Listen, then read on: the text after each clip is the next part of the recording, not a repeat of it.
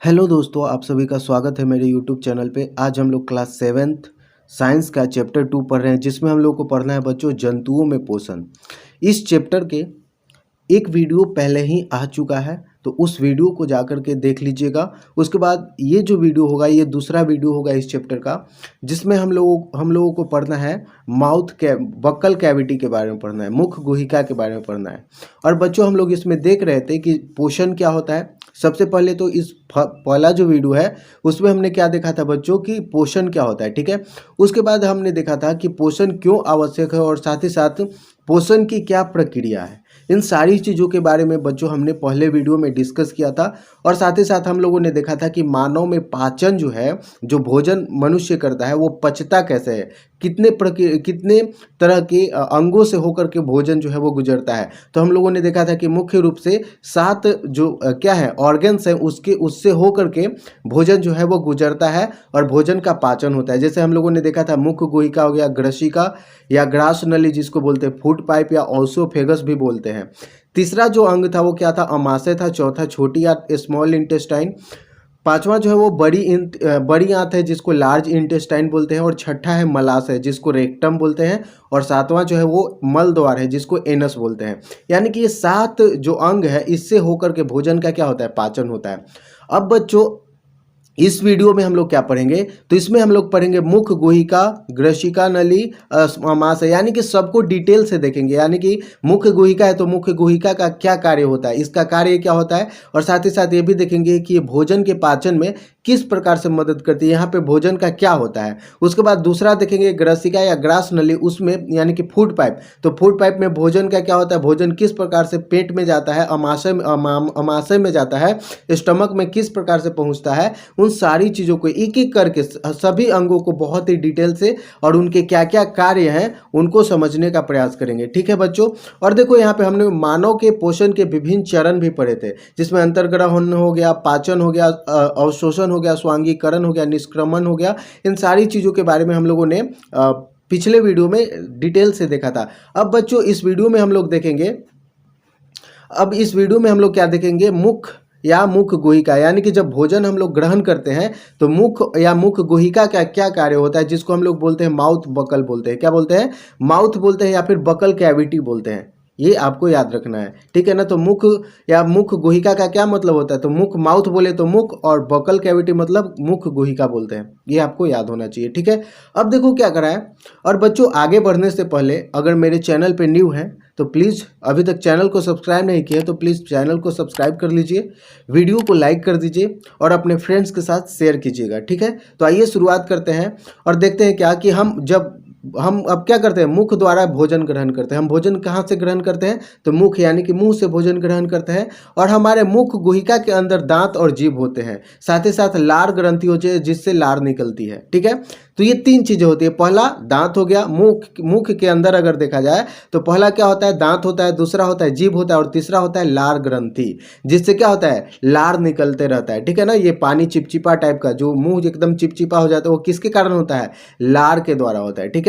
अब देखो क्या करें कि दांत भोजन को चबाने और छोटे छोटे टुकड़े बनाने में हमारी मदद करते हैं। तो दांत का, मुख में अगर जो दांत है तो दांत का काम क्या होता है बच्चों, तो हम जब भोजन ग्रहण करते हैं तो उसको चबाने के लिए, साथ ही साथ छोटे छोटे टुकड़े बनाने के लिए जो दांत है वो काम करता है।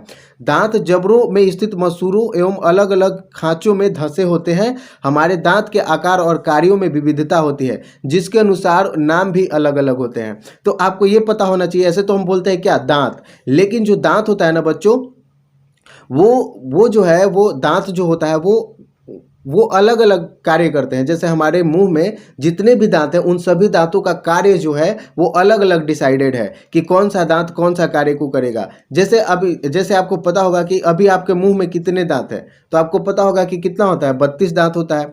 और क्या करा है कि अब पता कीजिए कि एक वयस्क मनुष्य के कितने दांत होते हैं, तो 32 होता है, ठीक है। उसके बाद क्या करा है कि यदि आपको याद होगा जब आप पहली या दूसरी कक्षा में थे तो आपके कुछ दांत गिरने लगे होंगे, लेकिन कुछ ही समय के बाद फिर नए दांत वहां आ गए। हमारे जीवन काल में दांतों के 2 सेट विकसित होते हैं। प्रथम सेट बचपन से ही निकलकर लगभग 8 साल की आयु तक गिर जाते हैं। यानी कि जो बच्चा होता है और बच्चा जब बड़ा होता है तो 8 साल से पहले, यानी कि 8 साल से पहले पहले उसका जो दांत होता है वो क्या हो जाता है, गिर जाता है। यहाँ पे आप देख सकते हैं, ठीक है। जो दांत होता है वो क्या हो जाता है, गिरने लगता है। और उसके बाद 8 साल के अंदर अंदर जब पहली बार दांत गिरता है तो फिर क्या होता है, नया उस जगह पे आ जाता है, ठीक है। और क्या करें कि प्रथम सेट के इन दांतों को दूध के दांत कहते हैं। यानी कि जो पहला दांत होता है जो बचपन में आता है, जो दांत बचपन में आता है बच्चों को आता है, और जो गिरने लगता है, गिर जाता है, उसके जगह पे दूसरा दांत आता है, तो जो प्रथम सेट था यानी कि बचपन में जो दांत आया हुआ था उसको क्या बोलते हैं बच्चों, मिल्क टीथ बोलते हैं। क्या बोलते हैं, मिल्क टीथ, या फिर दूध का दांत बोलते हैं।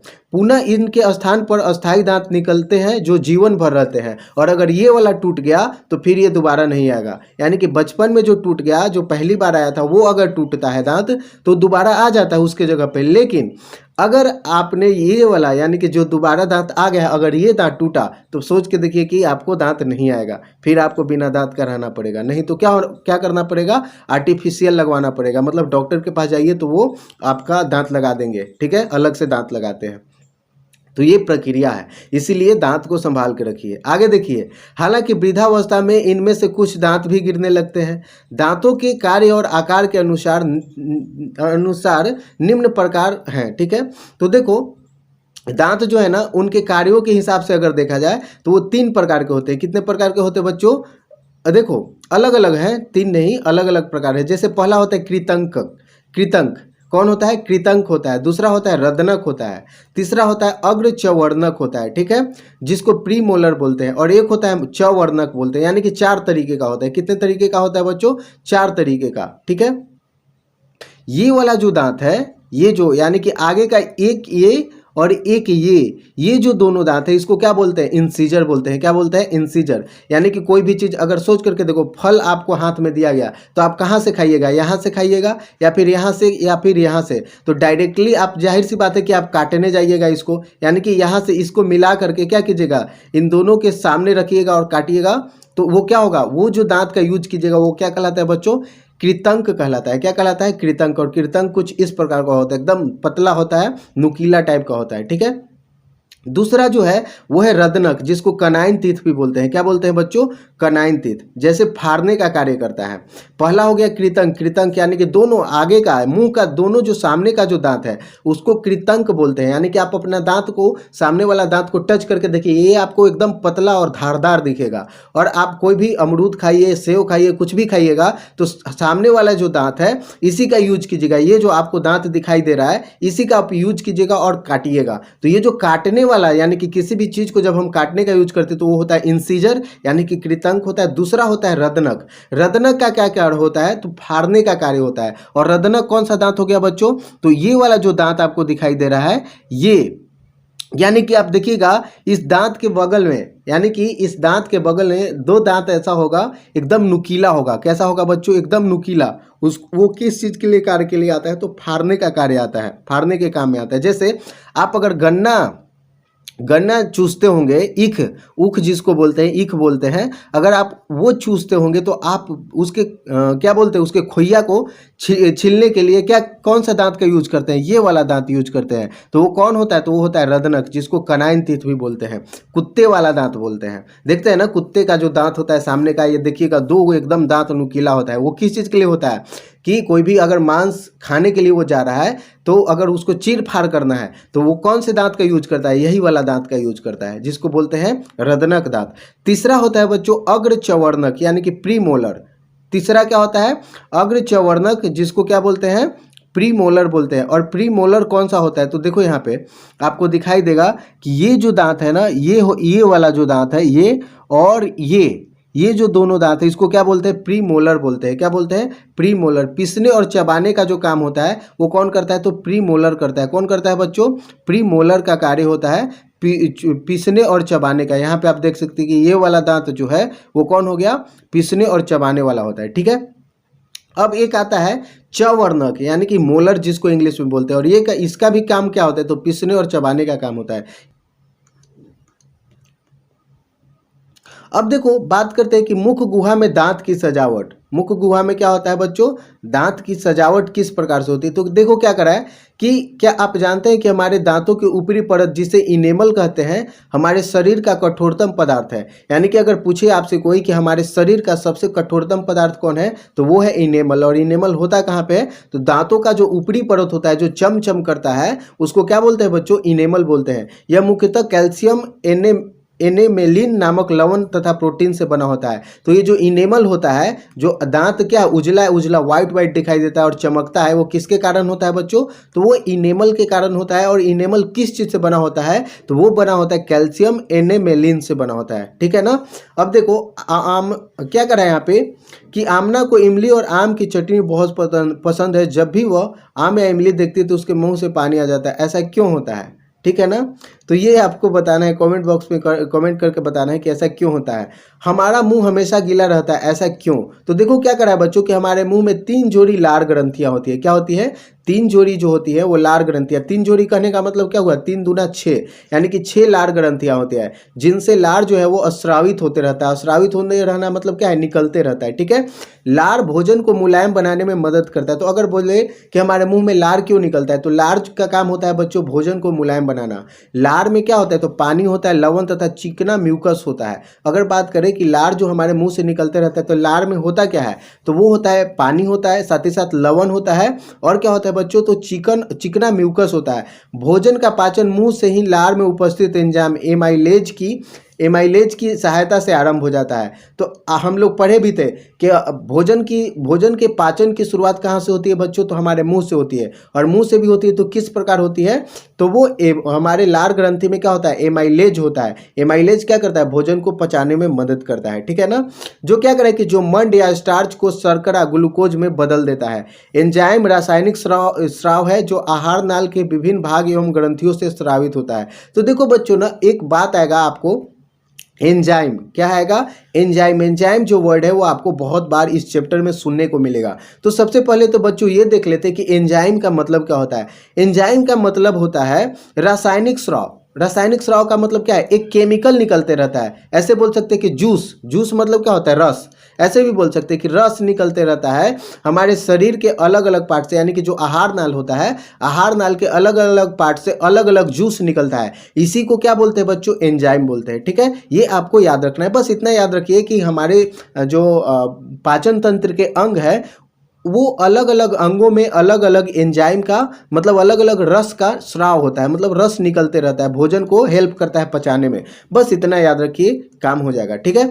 अब देखो क्या करा है कि विभिन्न अवयवों के साथ प्रतिक्रिया कर पाचन में मदद करता है। यानी कि जो एंजाइम होता है वो क्या होता है, रासायनिक स्राव होता है, और जो आहार नाल के विभिन्न भाग एवं ग्रंथियों से स्रावित होता है, और भोजन के विभिन्न अवयवों के साथ प्रतिक्रिया कर पाचन में क्या करता है, मदद करता है। यानी कि भोजन को पचाने में क्या करता है बच्चों, मदद करता है। अब देखो क्या करा है कि एंजाइमों और उनकी क्रिया विधि तथा प्रभावों के बारे में शिक्षक के साथ चर्चा कीजिए कि कौन कौन से एंजाइम का क्या क्या कार्य होता है, ठीक है ना। अब देखो क्या करें कि सोचिए हमारे मुख में लार नहीं होता तो मुंह में भोजन की स्थिति क्या होती। भोजन पर लार के प्रभाव को जानने के लिए हम एक रोचक क्रियाकलाप करेंगे। अब देखो क्या करा है, ये क्रियाकलाप क्या है इसको थोड़ा सा देख लेते हैं। तो क्या करा है कि 2 चम्मच उबले हुए चावल का माड़ एक कटोरी या गिलास में लीजिए, ठीक है ना। जब चावल को हम लोग उबालते हैं तो उससे क्या निकलता है, माड़ निकलता है। तो उसको क्या करना है कि एक कटोरी और एक गिलास में लेना है, कटोरी या गिलास में लेना है, किसी में भी ले सकते हैं। उसके बाद क्या करा है कि 4 शीशे की कटोरी या गिलास लीजिए जिन्हें A, B, C और D चिन्हित कीजिए। सभी कटोरी या गिलास में माड़ की 3 बूंदे डाल लीजिए। अब प्रत्येक कटोरी गिलास में 1-1 चम्मच पानी मिलाइए। अपना 1 चम्मच लार कटोरी B में मिलाइए। पुनः अब 1 चम्मच जो लार है वो लेकर 15 से 20 सेकंड आग की लौ पर रखिए तथा उसे कटोरी C में मिलाइए। 15 से 20 सेकंड के बाद कटोरी D को छोड़कर बाकी तीनों कटोरियों में 4-5 बूंद यानी कि आयोडीन का घोल मिलाइए। परिवर्तनों का अवलोकन कर तालिका इतना में अंकित कीजिए, ठीक है ना। तो इस प्रकार से करना है। उसके बाद क्या करें कि क्या चारों कटोरियों में रखे माड़ के घोल में समान रूप से रंग परिवर्तन नजर आता है, या परिवर्तन और परिणामों का चर्चा कीजिए। जब क्या करें कि चावल में मंड होता है तथा लार मंड को शर्करा में बदल देता है, तो लार जो होता है वो क्या करता है, जो मंड होता है उसको किस में बदल देता है बच्चों, तो शर्करा में बदल देता है, ठीक है ना, ग्लूकोज में बदल देता है। ये आपको पता होना चाहिए। जीभ मुंह के अंदर एक पेशीय अंग है, अब बात करते हैं जीभ की। किसकी बात करते हैं बच्चों? जीभ। जीभ भी क्या है? मुंह का पार्ट है। तो वो ये क्या कर रहा है कि एक पेशीय अंग है। पेशीय अंग कहने का मतलब क्या है? इसमें हड्डी नहीं होता है। क्या है? इसमें हड्डी नहीं होता है। और जीभ आगे की ओर स्वतंत्र तथा पीछे की ओर मुख गुहिका के निचले भाग से जुड़ी रहती है। यह मुख का व्यस्तम अंग है। यानी कि आपसे कोई बोले कि मुख का सबसे व्यस्तम यानी कि सबसे बिजी रहने वाला जो अंग है वो कौन है? जीभ है। आप हमेशा देखिएगा कभी ना कभी चलते रहता है। अगर बात कीजिए तो जीभ चलते रहता है, ठीक है ना। तो क्या करें कि जीभ मुख में भोजन को इधर उधर करने, लार मिलाने तथा भोजन निगलने में क्या करती है? मदद करती है। जीभ पर स्वाद कलिकाएं होती है जिसको टेस्ट बर्ड बोलते हैं। क्या बोलते हैं बच्चों? Taste bud. जैसे हम लोग कोई खाना खाते हैं ना तो कोई स्वादिष्ट लगता है, नमकीन लगता है, मीठा लगता है, तीखा लगता है, ठीक है ना, खट्टा लगता है। तो ये क्यों लगता है? क्योंकि जीभ पे क्या मौजूद है? टेस्ट बर्ड है, टेस्ट बर्ड्स मौजूद है, स्वाद कलिकाएं मौजूद है, ठीक है ना, जिनकी मदद से हम चीज़ों का स्वाद लेते हैं। स्वाद कलिकाएं जीभ के अलग अलग हिस्सों में होती है और स्वाद कलिकाओं की स्थिति का पता लगाने के लिए हम एक रोचक क्रियाकलाप करते हैं। क्या करते हैं बच्चों? एक रोचक क्रियाकलाप करते हैं। अब ये रोचक क्रियाकलाप क्या है? इसको क्या करें यहाँ पे कि 4 गिलास में एक ये क्रियाकलाप आप, ठीक है ना, इसको पढ़ लीजिएगा तो आपको पता चलेगा, ठीक है। अब देखो क्या करा है कि जीभ हमें क्या करता है? जीभ हमें साफ स्पष्ट बोलने और शुद्ध उच्चारण करने में मदद करता है, ठीक है। अब देखो यहाँ पे इस तरीके से अगर देखिएगा तो जीभ का जो अलग अलग पार्ट्स है उस क्या है? अलग अलग टेस्ट बर्ड होते हैं, ठीक है ना, अलग अलग टेस्ट बर्ड होते हैं। जैसे अगर हम देखें तो देखो बच्चों, अगर हम जीभ की बात करें कि जीभ के कौन से पार्ट्स में कौन से स्वाद आते हैं, तो देखो जीभ का जो अगला भाग होता है, जीभ का जो अगला भाग होता है वहाँ से, यानी कि ये वाला जो पार्ट आपको दिखाई दे रहा है, इस पार्ट से कौन सा स्वाद आता है? तो स्वीट यानी कि मीठा। अगर आप खाइएगा तो जीभ में मीठे का स्वाद कहाँ से आएगा? तो आगे से आएगा। कहाँ से आएगा? जीभ का जो अगला भाग होता है वो किस चीज़ का स्वाद आता है? तो मीठे का स्वाद आता है। वही अगर बात करें कड़वा का, यानी कि जो तीखा, क्या होता है बच्चों? तीखा, यानी कि मिर्च खाते हैं तो मिर्च कहाँ पे लगता है? तो ये यहाँ पे पीछे जीभ के पिछला जो पार्ट होता है वहाँ पे आपको क्या लगता है? तीखा लगता है। वही अगर बात करें खट्टा का, तो खट्टा जो होता है वो दोनों साइड में होता है, ठीक है ना। जीभ के जो किनारे वाला पार्ट होता है यहाँ पे भी और यहाँ पे भी, तो ये वाला जो पार्ट होता है यहाँ पे क्या कैसा लगता है? कैसा स्वाद आता है? तो खट्टे का स्वाद आता है। और अगर बात करें सॉल्टी का, तो खट्टे और मीठे के बीच वाला जो दोनों साइड का पार्ट होता है यहाँ पे कैसा स्वाद आता है? सॉल्टी का, यानी कि नमकीन आता है, ठीक है ना। तो ये आपको याद होना चाहिए कि कौन से जीभ के कौन से पार्ट्स पे कौन कौन से स्वाद आते हैं। तो पहला हो गया मीठे की, अगर बात करें तो सामने से आएगा। तीखे की, यानी कि मिर्च खाते हैं तो वो लगता है कहाँ पे? पीछे।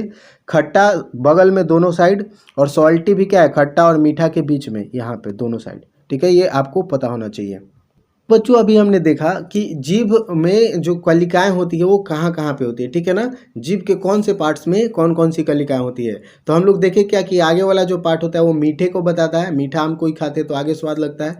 अगर तीखा मिर्च विर्च खाते हैं तो यहाँ पे पीछे वाला पार्ट होता है। और अगर खट्टे की बात करें तो ये वाला जो पार्ट होता है, किनारे वाला जो पार्ट होता है यहाँ पे। और ये हो गया खट्टा का। और वही अगर बात करें ये मीठा हो गया, मीठा। तो मीठे और खट्टे के बीच का जो पार्ट होता है उसको क्या बोलते हैं? तो ये होता है सॉल्टी, यानी कि नमकीन यहाँ पे लगता है, ठीक है ना। तो ये आपको पता होना चाहिए। अब देखो क्या आता है बच्चों कि दांत सुरक्षा स्वस्थ का आधार, यानी कि अगर आप दांत को सुरक्षित रहते हैं तो आपके स्वस्थ होने की जो चांसेज है वो बहुत बढ़ जाते हैं। अगर आपका दांत सुरक्षित नहीं है तो आप बीमार बहुत जल्दी होइएगा। तो देखो क्या करा है बच्चों की दांतों की सही देखभाल और साफ सफाई हेतु साफ सफाई बहुत ज़रूरी है। क्या है? साफ सफाई जो है वो बहुत ही ज़रूरी है। हमें सुबह तथा रात में सोने से पहले क्या करना चाहिए? अपने दांतों को दातुन या ब्रश से ज़रूर साफ करना चाहिए। दातुन करते समय दातुन तथा हाथ की उंगलियों में से मसूरों को अवश्य मिलाना चाहिए, ठीक है ना। और क्या करें कि इससे मसूरों में रक्त संचार बढ़ता है तथा दांत मजबूत होते हैं। खाने के बाद अच्छी तरह कुल्ली करनी चाहिए जिससे दांत में फंसे अन्न कण निकल जाएं। अच्छी तरह दांतों की सफाई नहीं करने या चॉकलेट अधिक या मीठी चीज़ें, ठंडे पेय पदार्थ खाने पीने से दांतों पर क्या होता है? बुरा प्रभाव पड़ता है। यानी कि अगर आप दांतों की अच्छी सफाई नहीं करते हैं और साथ ही साथ आप क्या खाते हैं? मीठे चीज़ ज़्यादा खाते हैं और साथ ही साथ जो ठंडे पेय पदार्थ जैसे कोका कोला हो गया, पेप्सी हो गया, या फिर कुछ भी जो पेय पदार्थ है अगर वो पीते हैं तो वो दांतों को क्या करता है, आपके दांतों को नुकसान पहुंचाता है।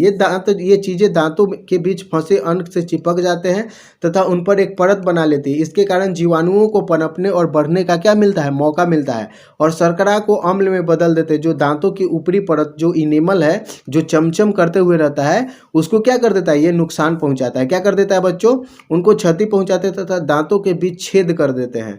मसूरों से रक्त और मवाद आने लगता है और मुख से दुर्गंध आने लगती है। धीरे धीरे दांत कमजोर होकर टूटने लगते हैं। ऐसी स्थिति में हम बहुत सी चीज़ों को खाने से वंचित रह सकते हैं। क्या आप ऐसी स्थिति उत्पन्न होने देना चाहते हैं? नहीं होना देना चाहते होंगे, तो जाहिर सी बात है। तो इसलिए आपको क्या करना है, आपको भोजन अच्छे तरीके से करना है और साथ ही साथ जो दांत है उसकी साफ सफाई सुबह और शाम दोनों टाइम करना है, ठीक है ना।